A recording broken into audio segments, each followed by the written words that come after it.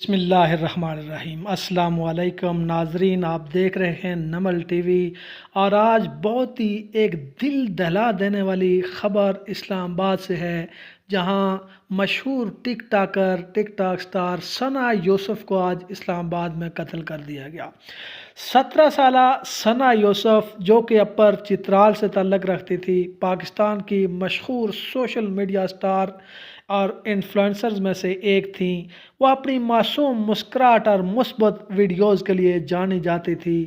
ثنا کو 2 جون 2025 کو اسلام آباد کے سیکٹر G13 میں ان کے گھر کے اندر گولی مار کر قتل کر دیا گیا، اور یہ واقعہ پورے ملک میں صدمے کا باعث بن گیا۔ پولیس کے مطابق ثنا کو ان کے قریبی رشتہ دار نے قتل کیا، جسے بعد میں فیصل آباد سے گرفتار کر لیا گیا۔ واقعے کی CCTV فوٹیج سے مدد حاصل کی گئی۔